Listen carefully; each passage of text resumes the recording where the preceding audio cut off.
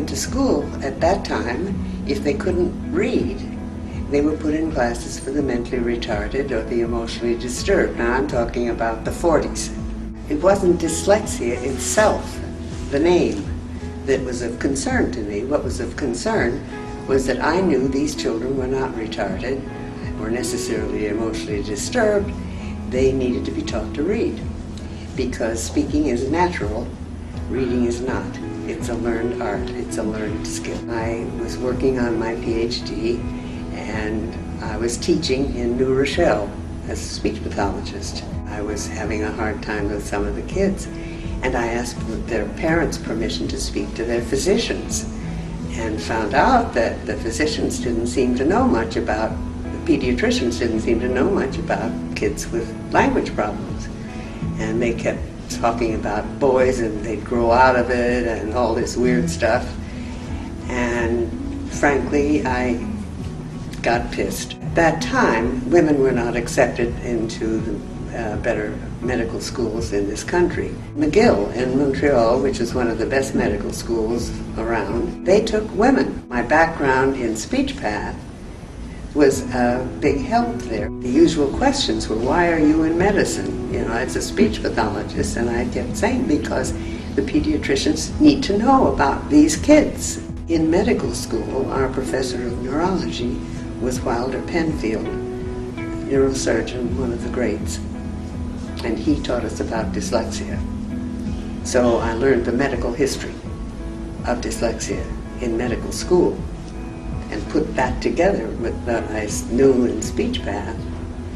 And so that's how I got started in Dyslexia Society became home for me, because these were the children who I love the most, who I think are have the greatest possibilities, and who are so wonderful. It was parent pressure that got ACLD started and forced the schools to begin to establish programs for children with learning disabilities, which included our dyslexic kids, but that was a no-no word. You didn't say dyslexia.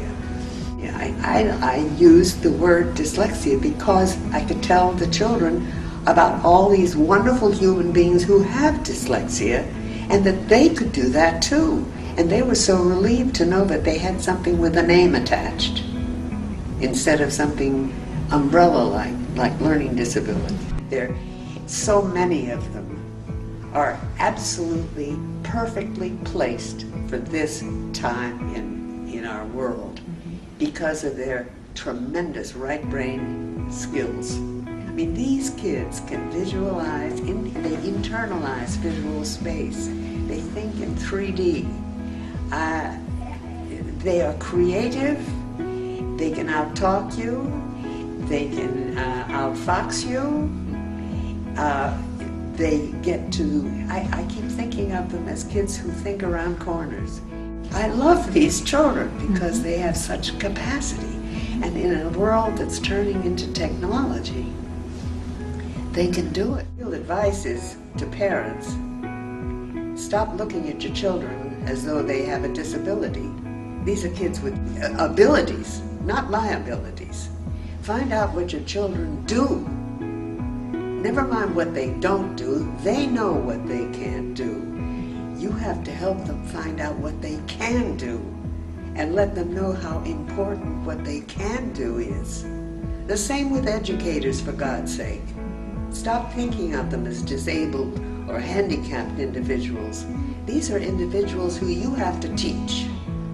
And you're going to have, if they can't learn to read, that's what you're going to have to teach them. And if it's history or mathematics or whatever it is, your job is teaching.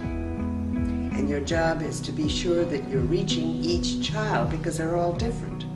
These kids are not disabled. There are no disabled children. The system's disabled. And the important thing for children is to know what their abilities are. And I think that's the best piece of advice I can give.